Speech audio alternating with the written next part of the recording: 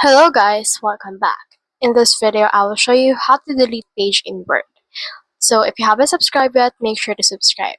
So if you haven't here this page right here on the very last part or page that won't delete even if you actually click on the backspace button or the erase button numerous times, then what you can do is you can head over and then do this thing that I will tell you.